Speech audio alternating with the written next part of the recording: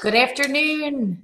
This is Maria Quattrone with Be the Solution, and I am so excited today for my guest, Andie Summers from WXTU. Hello, Andie. Hey, Maria. Thank you so much for having me today. I'm so excited to talk to you. It's been so long since I've seen your face.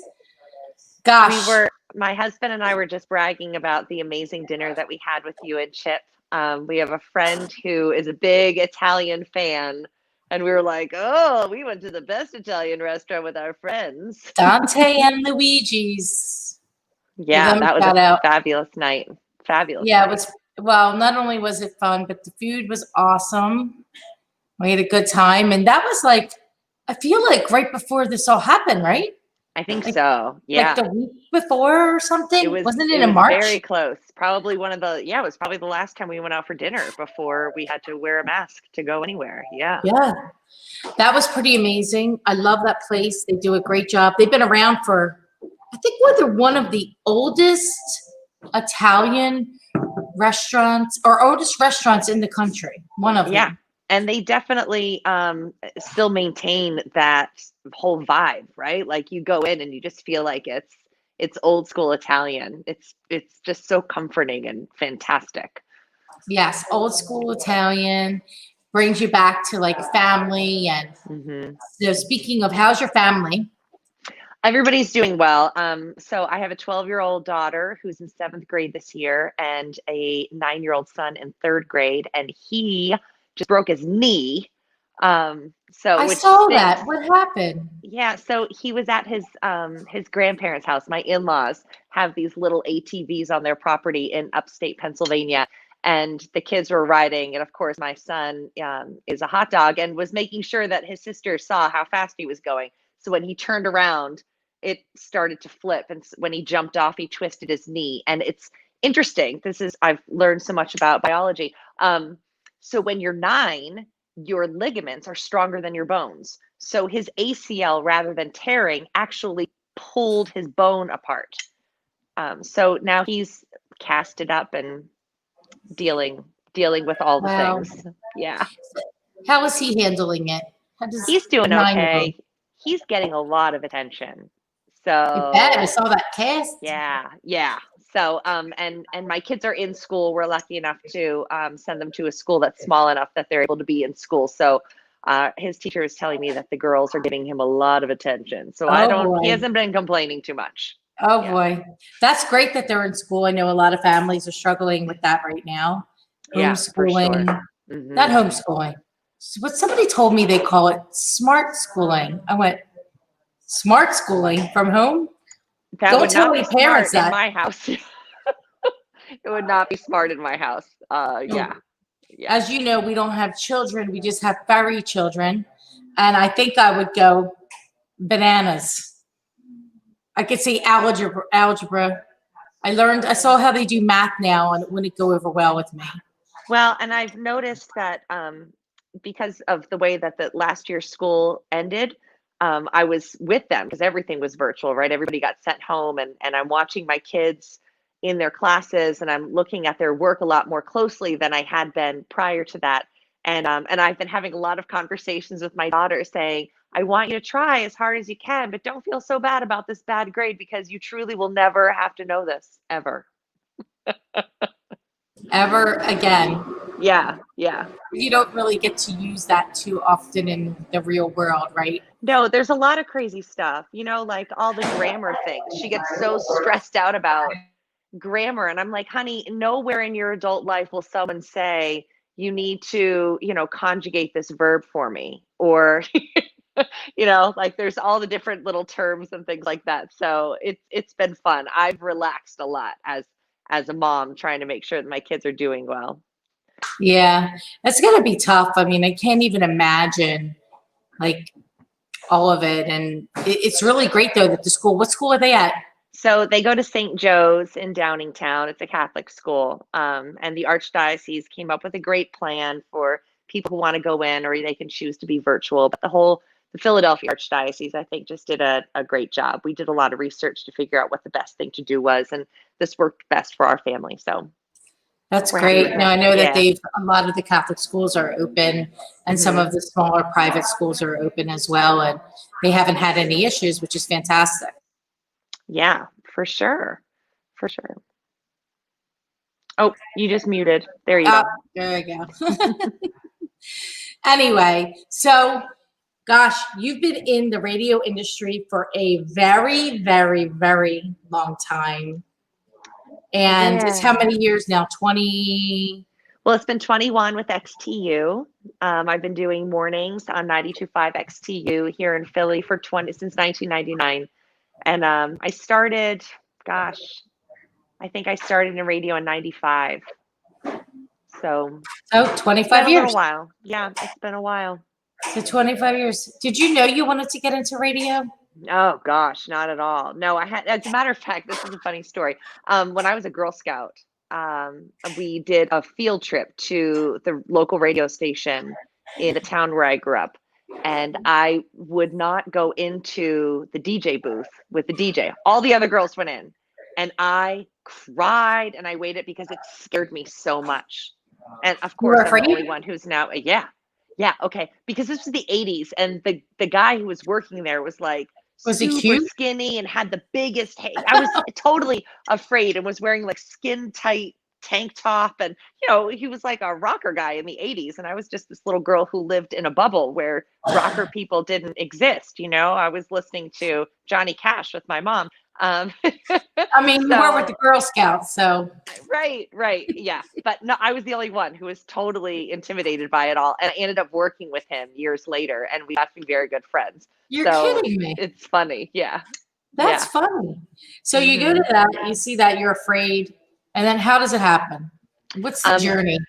well, I was always, I've always been a talker, so I knew that I wanted to get into some form of communications. So I was a mass comm major at Bloomsburg University, and within that major, you could do a whole bunch of different things. So my freshman year, I thought I wanted to do advertising, and my sophomore year, I thought I wanted to do advertising, and I just kind of went through everything. By the time I was graduating, I thought television was for me. And then I took a part-time job at a radio station, just trying to pad my resume, and fell in love with it. So I never left the industry.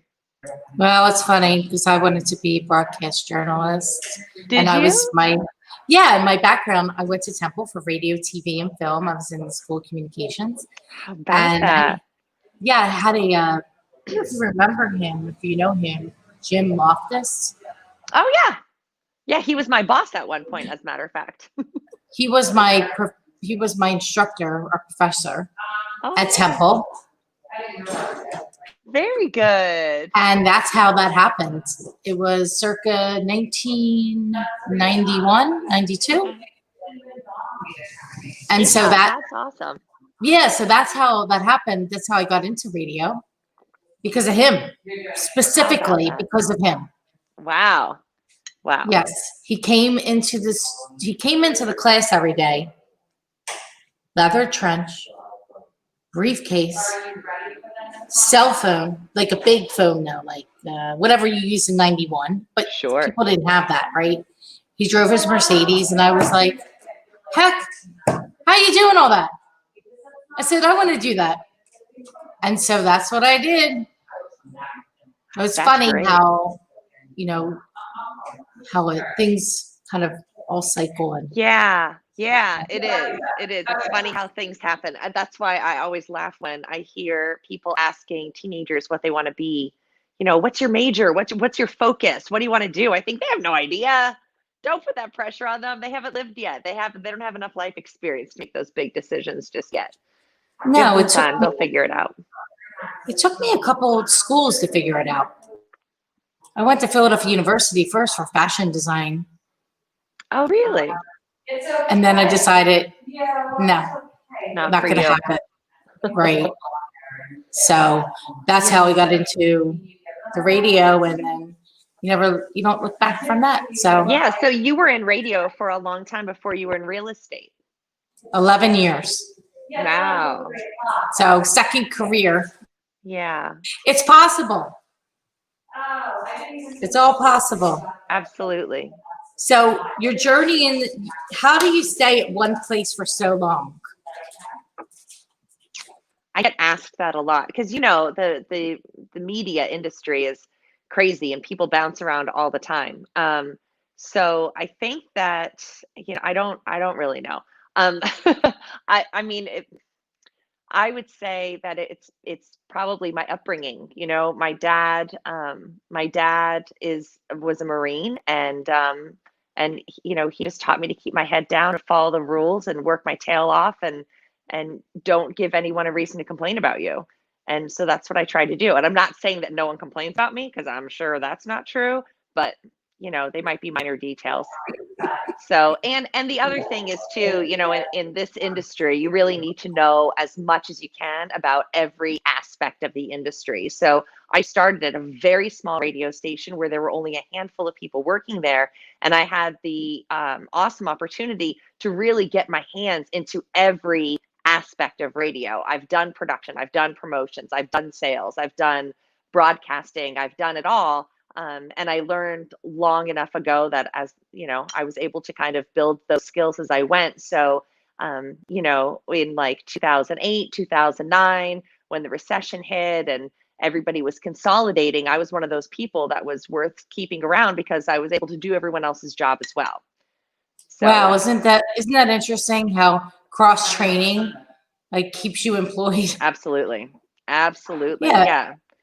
Guess what? I think you're seeing some of that now in a lot of industries. Yeah, I think so too. And I think that, you know, we've gone through a generation of graduates who don't realize the importance of that, which is unfortunate. You know, I think that, you know, people my age, I'm guessing, Maria, that we're around the same age, that we were raised by people who, you know, got their boots dirty. Like they were in the trenches working their tails off. And that's how you made a living, right? So that's what they taught us. And then as we got older and started raising our families, we don't want them to have to work so hard, but you forget that you really need to. You know, you really need to build that strong foundation. You do, because if you don't, then you're set out into the world and you don't know what to do, which is what we see with a lot of young people. It's very true. There, a lot of the millennials I've noticed are having a very difficult time with our time right now. Mm-hmm. The way that they're dealing with it and they're processing it is very different than our generation. Yeah. Yeah. There's also something to be said for how people are learning even while they're just in school. You know, I was out to dinner with my daughter. Like I said, she's in 7th grade, and she was telling me about she got the worst grade of her life on a science test, and luckily she's not too freaked out about it. And she's a diligent worker, so I'm not concerned. I'm actually really pleased with how she handled it, because that's normally something that would really upset her. But she said, you know, this one, it wasn't really my fault. It was the way that things were worded and stuff. And I said, okay, like let's take a step back and look at the big picture. Let's look at, you know, for the next test, let's make sure that we're prepared with how this teacher presents tests to you so that you're studying properly, but also that you're studying to learn. So if it's not word for word, you're not just memorizing the material, because you could be the best student in the world, but then eventually you're going to have to get out of school. And if you didn't really learn anything, you know, all you are is a good student, right? What's the point then? Exactly. So I said, I'd rather you get B's, but really have a grasp of the material than just get A's because you're really great at figuring out how to get A's on tests. Well, I think that's what people forget about, right? It's not about that, although they make it all about, because they have to measure it somehow. Right. But it's really about being able to adapt, absorb, and then you do something with that information. Mm-hmm. I do feel like there were classes that I have taken that I just literally memorized enough so I could be done. Yeah. No, I mean, I was a terrible student. Yeah. And I look back and go, I wish I would have learned more. I wish somebody would have said to me, don't worry about just passing, getting like a B or A or whatever I was trying to do. Be okay with the C and learn something. Because you still get the degree with the C. Yes, but nobody told you that. No. You learn that. You learn that later in life. Yeah, right? Absolutely. So how's your daughter's in 7th grade, so that must be a fun time for you both. Yeah, it is. And she and I get along really well. And people keep saying, just wait, because she's not even 13 yet. But I know girls can be tough, but she was really rotten when she was 3. So I feel like I've been Oh, through hell you with might have her gotten already. over it. You might have gotten I hope over so. through it. I hope so. Yeah. We do. We have a really good relationship. I'm all about mental health and making sure that she is comfortable in her own skin and that she's not afraid to have feelings. And as the whole hormonal thing begins in her life and that sort of thing, we have a very open dialogue. I'm always reminding her, like, you will wake up in a bad mood. This is what happens to women. Sometimes something snaps and we just get angry, but you need to acknowledge it within yourself and adjust, right? Like, so, and it's okay to have feelings and all of that. I took my kids for flu shots earlier this week, and she said, we're driving, and she said, so mom, and she's terrified of getting needles. She said, if I don't flinch, like if I don't cry when I get my flu shot, will you take us for a treat? And I said, no. She was like, even if I don't cry? I said, Tori, you don't get rewarded for not having emotions. Be Hmm. scared. That's okay. It's okay to be anxious getting a needle. That's okay. I said, I'll give you a treat if you actually get it done. That's all I ask of you. So, if that's important. I think some people are just so quick to snap out of it and don't be in a bad mood and everyone should be that's not really possible. We have to kind of embrace it. I think that's the only healthy way to move forward. Yeah, well, we wouldn't know what it was like to be sunny if it wasn't raining, right? Exactly. Yeah, that's what it comes down to. So I want to know what's going on in the radio world. Life's so different these days. It's so much the same, but so in different ways.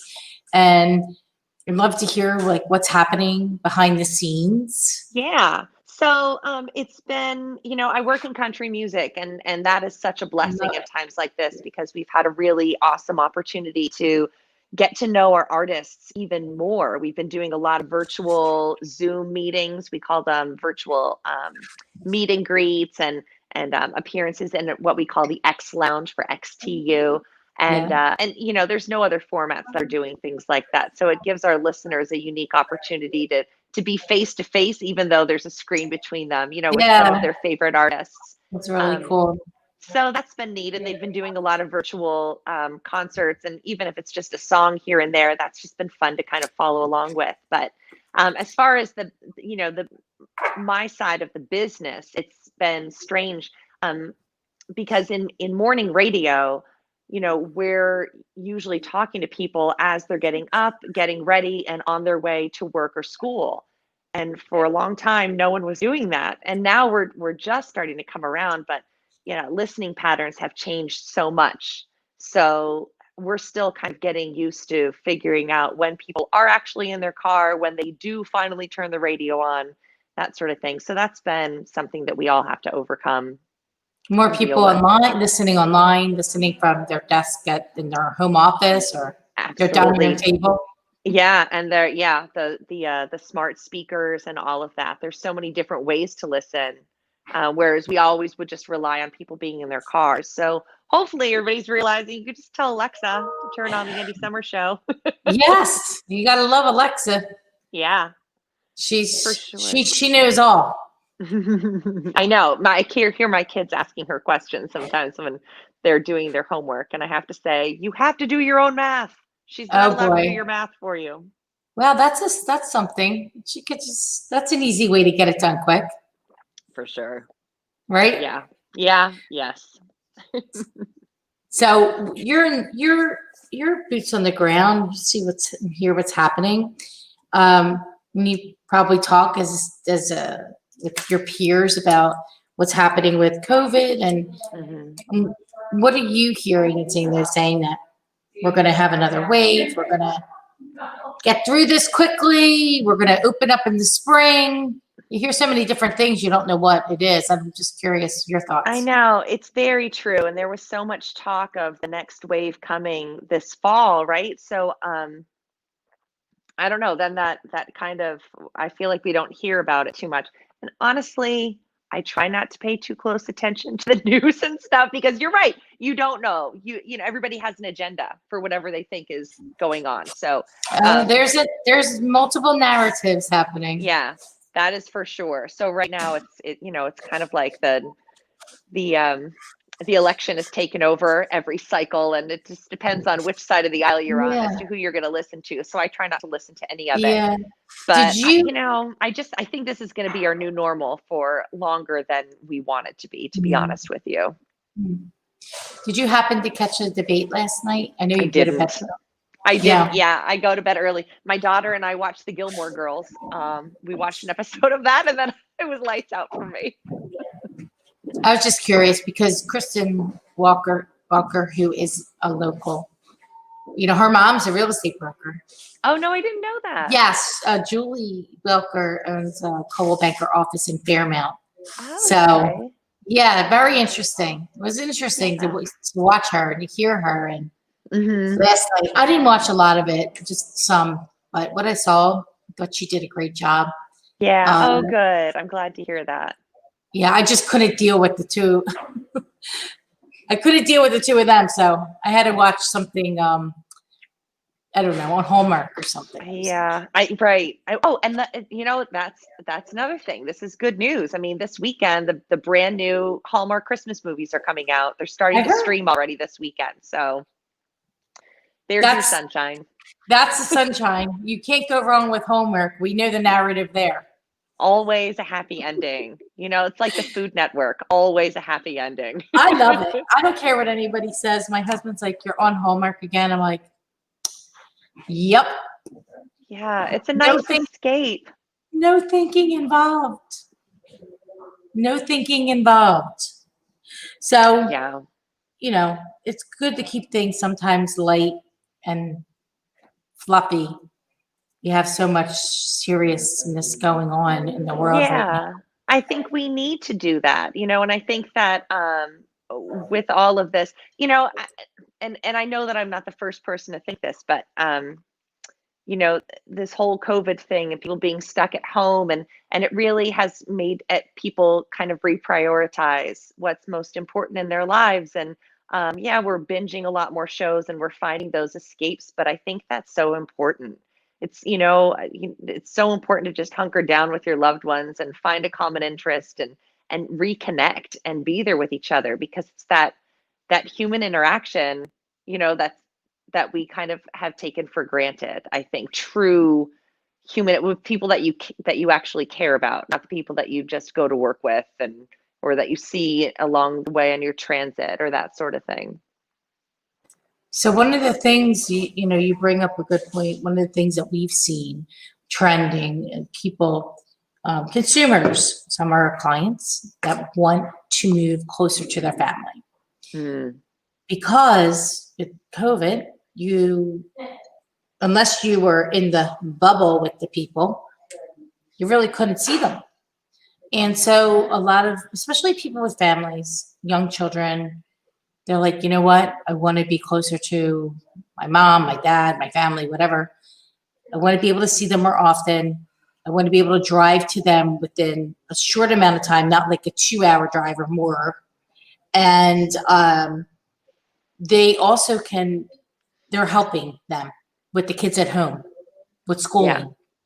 And so that's been interesting to see. I've heard it from many people of why they want to move from where they are right now to be closer with their parents. So I thought that's definitely something we haven't ever heard. Not ever heard. Sure. We've heard before. Like they'll say, grandparents will say, you know, I'm going to move to be close to my grandkids or whatever. But it's not usually the other way around. So. Right. And especially I feel like for so many people, once they escape the grasp of their family, you know, I couldn't wait to move away. And I'm really close with my family, but I'm just an independent spirit, and I couldn't wait to move out of the house. And then once I was out, to just kind of move a little bit farther away, and then to be able to go back home, you know, sounds lovely, but I think that for a lot of people, that's a tough pill to swallow, because it almost feels like you're failing in some way. Yeah, I think that ego can get involved and block that. So I'm glad to hear that people are making that switch and they are able to get back home. And because that, there's nothing like that. When my kids were really young and we were watching all the Disney movies, one of my favorites is The Princess and the Frog. And it's because Princess Tiana and her dad make this gumbo, and they make this huge pot of gumbo and they take it out and the whole neighborhood comes and eats the gumbo. And I remember being like, I want to live like that. I want to raise my kids in an atmosphere where we're all just sharing with each other, and we all have this sense of community with each other, whether you're related or not. I just think that that's so important, and I'm glad to see that that is a positive that has come out of this trash can that 2020 has turned into. Well, it definitely has been a tough ride for most people. Yeah.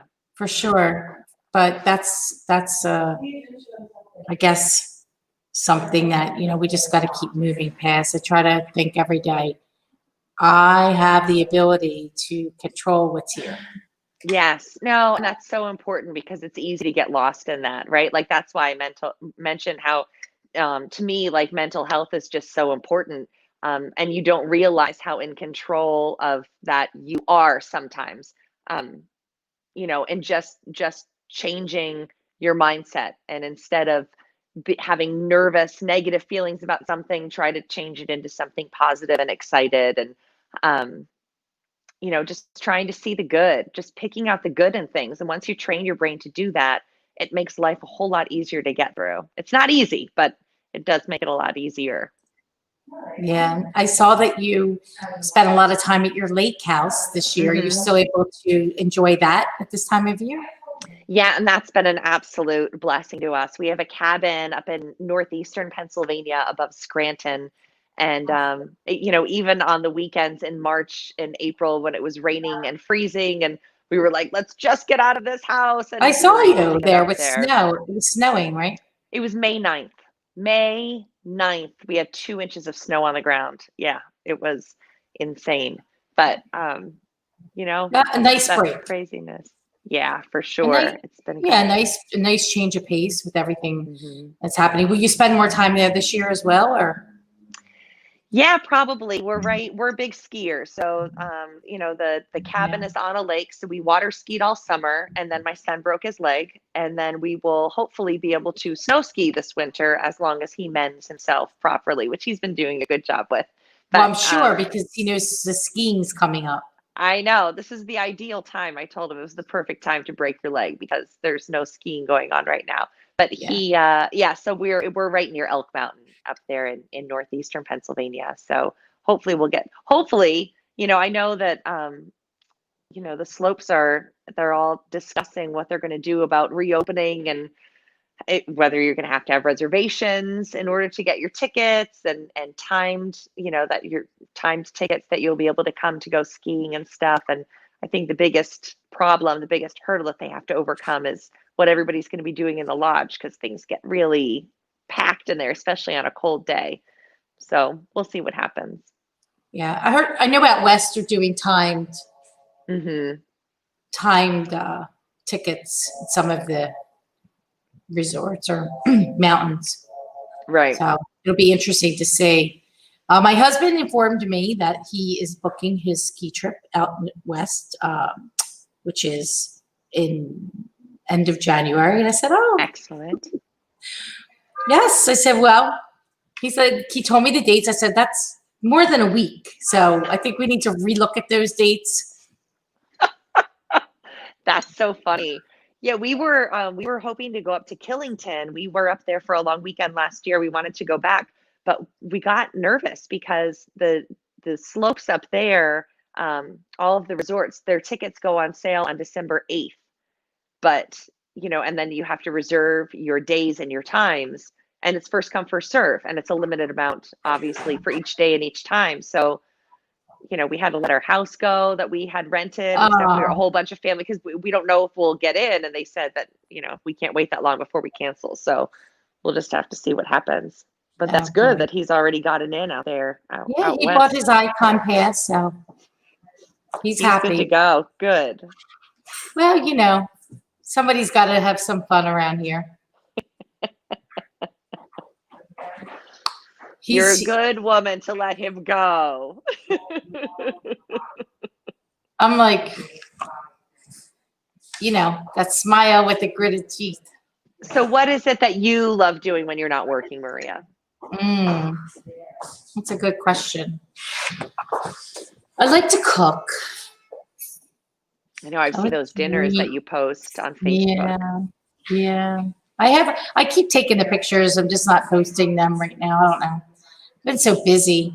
I hate using that word busy, but I have been actually really busy. That's good. In real estate, people are moving all over. Right now in real estate, this like people searching for homes is up by 50%. There's 50% more people online searching. They're just, it's being the way people live and work and real estate is being rewritten as we speak.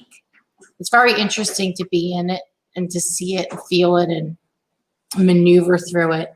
Mm-hmm. And so lately, in the last 6 months, most of my time has been spent doing that. We did have some time, luckily, to be at the beach, so that's fun. I love to travel, but my traveling bug of Europe is null and void right now. So reading books is good. Yeah, and I actually like to read things about marketing and advertising and real estate. And I know you amaze me. You are always learning. You are always bettering yourself. And I admire that so much. I talk about that on the radio. Actually, when I'm talking about your real estate business, I'm always like, no one will work harder because nobody works harder on themselves. Like, I love that you prioritize yourself like that. Thank you. It's admirable. Mm-hmm. Thank you. For sure. It's, I don't know. That's like how I know. That's the only way I know how to be. So with that, it's definitely, I always tell people, like, what's the hardest part? I said, managing my ambition. Yeah. Because you have to keep it in check. Otherwise, you're like, well, I could do that. I could do more. I could do this. And then you drive yourself bananas. Mm-hmm. So managing that. But I do like to bike ride. I like to be out in nature. We did. Yeah, I've been hiking. Do you like to go hiking at all? Well, I haven't hiked in a little while, but I have the hiking boots. I bought them. We did hike last year. It's a big deal. This was a very big deal, Andie. We went to Zion. Oh, yes. And we hiked Angel's Landing and the Narrows. And Angel's Landing is like a switchback thing like this all the way up. And then there's like the steep thing that goes to the tippy top. I didn't do the steep thing because you had to hold on to a chain and kind of curl up there. And if you fell, you're dead.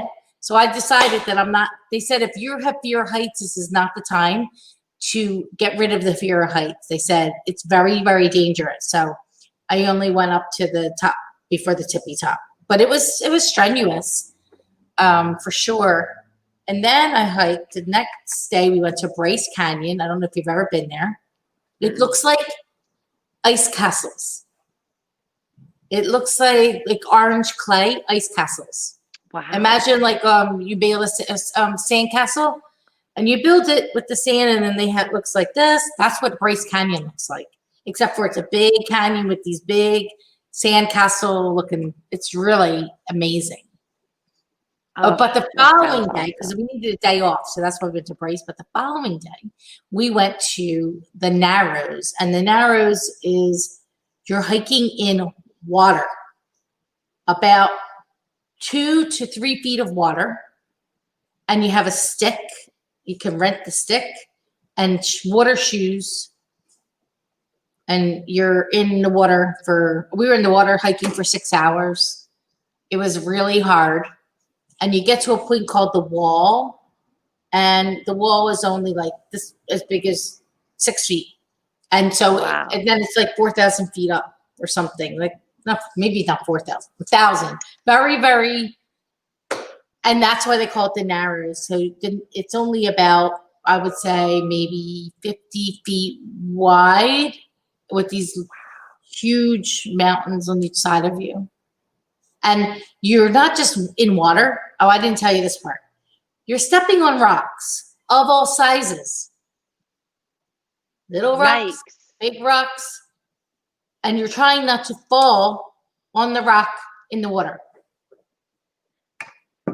So how about that hike? Would you like to do that one? That is amazing. That's awesome that you've done that though. But like, that's something that you've done. I was all proud of myself for going to Valley Forge. You know? Well, I think Valley Forge is more up my alley. But I crossed it off. There's a lot that they offer. I crossed it off the bucket list. If you ever have an opportunity though to go out there to St. George and to Springdale, which is where Zion is, it in Utah, it's fabulous. It's really, it's beautiful. It's breathtaking. It's like you feel like you're somewhere else. I'm remembering you talking about this when we were at dinner, because I had a trip planned to a resort in Utah that I was going to do a me vacation, right? Like I was just going to go by myself, and then that ended up being canceled. And I think that's how we started talking about that. And you showed me the picture of you in the Narrows with those giant mountain, just insane.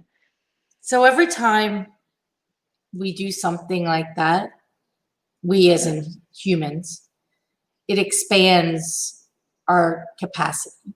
Yeah. It expands our mind. It expands what we believe we can do. And that's why I do those things. Like we did a hot air balloon in Tuscany. And I'm afraid of heights, so you can imagine. Oh gosh. Getting into a hot air balloon with 3 other people, one being the guy who flew the balloon, and another couple they pick you up at 5:30 a.m. So it's like 6 a.m. It was the most amazing thing. And I wasn't even afraid, which was cray. That was an amazing day. So there's things like, that's what I love to do. When people ask, yes, what do I love to do? It's having the experience. Yeah. And so real estate allows me to have the experience, allows our family, my husband and I, to have the experiences, because financially it brings us opportunity. And that's what's really cool to me, about the industry and why I'm in it, and why it's important to me the way that we care about our clients and make sure that we get this job done, even if it means like, I don't know, doing crazy stuff to make it happen within reason. I'm not saying like whatever it takes. Yeah. Yeah. Well, you work to live. And because of that, I think that you have an appreciation for everyone else's life too. Right. So I think that that's pretty great. Yeah. Dennis Quaid has a new country song.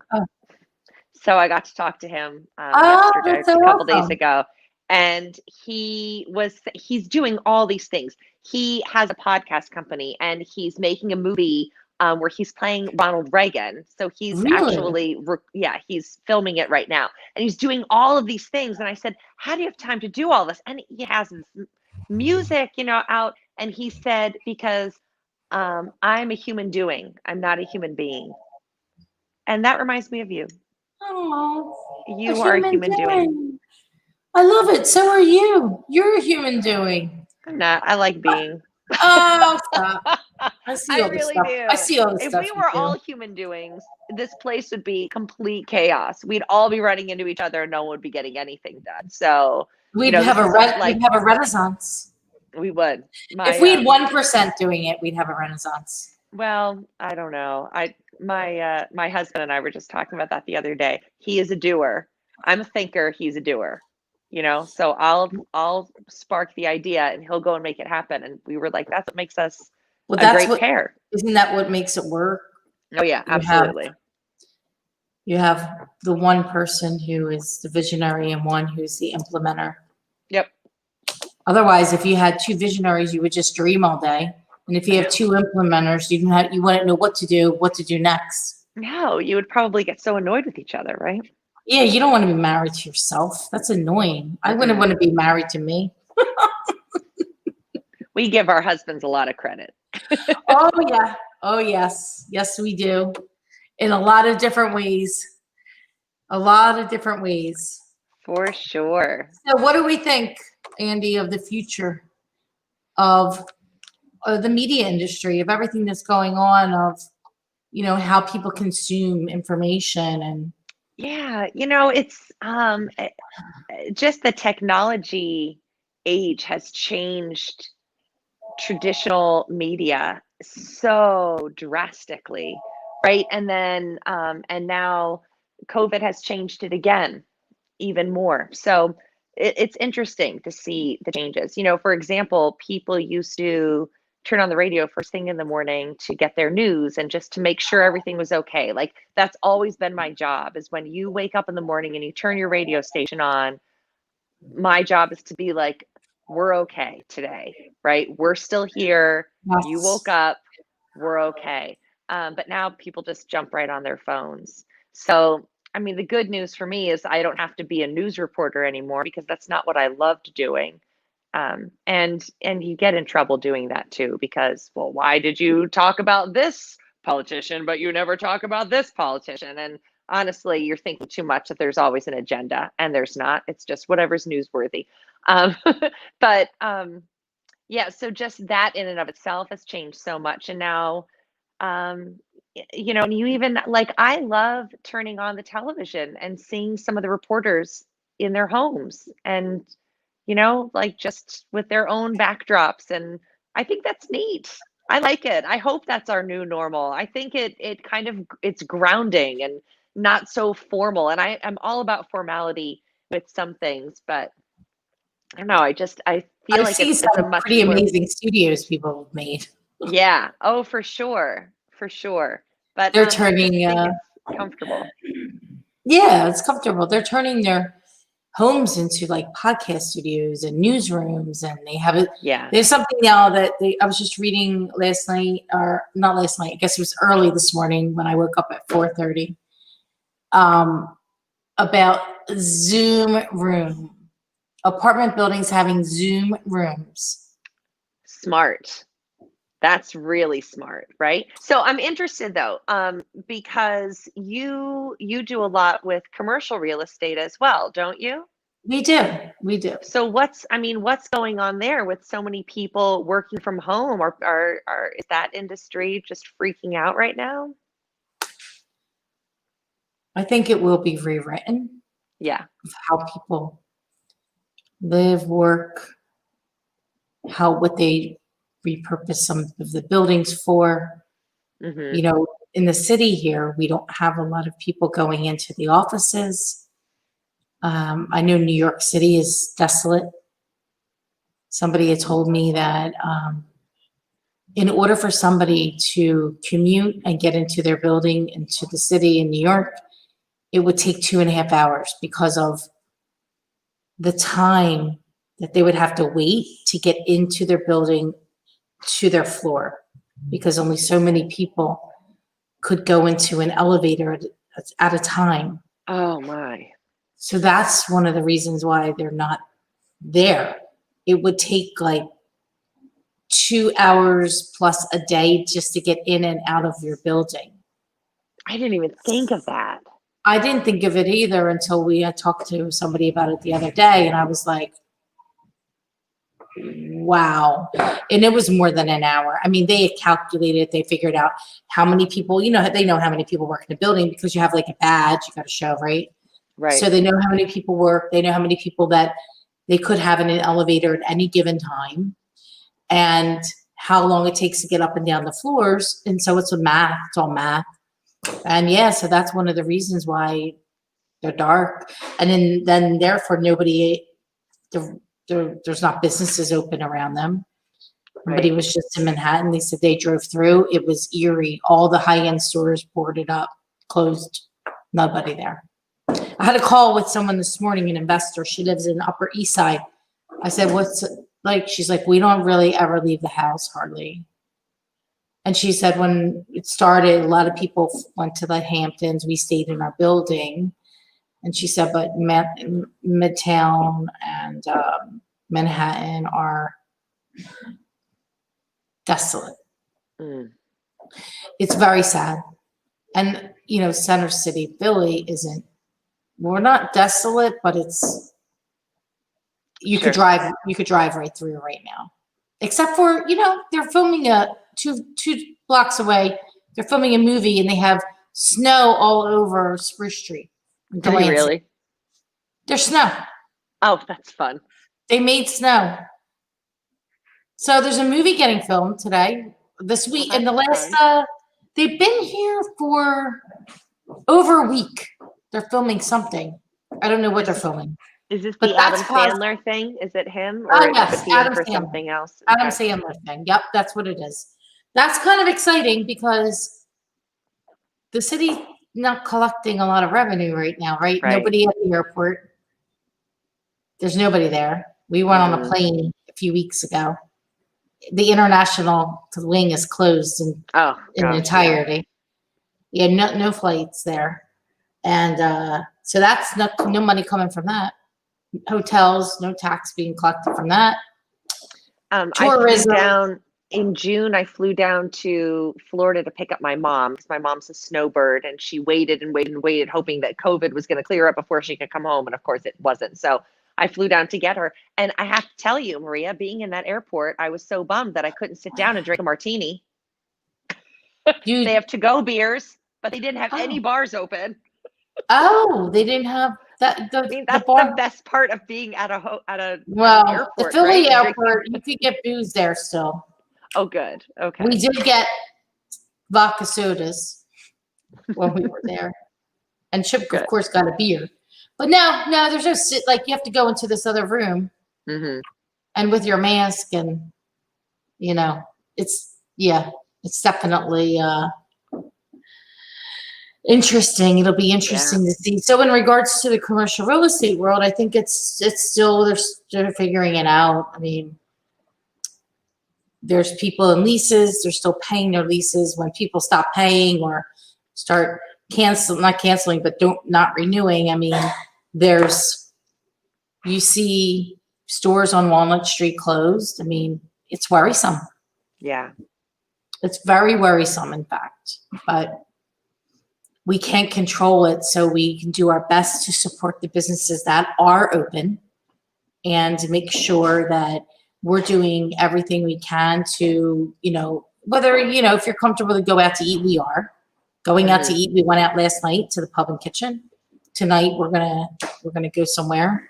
A few nights a week we try to do that. We were always doing that before, but we're doing our best to, you know, support and getting people on the podcast and talking about the businesses and just trying to help as many people as we can. Yeah. Whether they are in any industry. Yeah. And I think that is like, that's the best advice, right? Is to just keep putting yourself out there and keep being so supportive, but also keeping in mind that, you know, this isn't something that's happening to you. This is just something that's happening, right? It's not because I think that a lot of people have such a hard time with it because it's like, look at where my life is, look what and I get that, but at the same time, everyone is dealing with it, right? So that's why it's so important to think of, you know, as far as coming up with that solution and being the solution is kind of taking everything in context, right? This is the new normal. This is what's happening right now. So we just need to adapt and move forward and not focus on just how negative it is, but something good can come out of it. Yeah, I think I believe in the silver lining. There's one of the things I was reading this morning was that they are telling people that you need to learn to live with this virus, and that they believe that the virus will become an endemic, which means it'll be like a cold or a flu. It'll be one of those things like the flu. The flu was a pandemic at one point in time, right? It was a long time ago. But that was the most recent thing I read this morning, and I was like, okay, well, and there's that. So I think learning how to maneuver through it safely, wearing the mask, washing your hands, keeping away, and it's just a different way that we have to do it.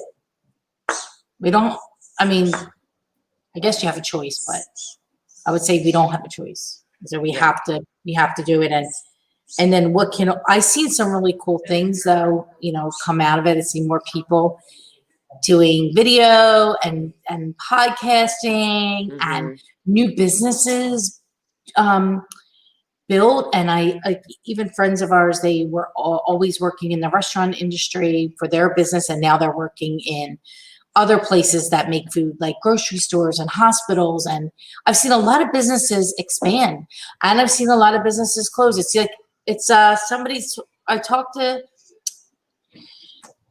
a guy the other day, and he talked about a K-shaped recovery. So some are going like this and some are going like this. Yeah. And that's, I think, really, I agree with that. I think that's what's kind of happening. And so we do our best to help as many people as we can. And that's what's great. Like, you have an outlet with the radio show to do that every day. It's like you get to do this every single day. Yeah.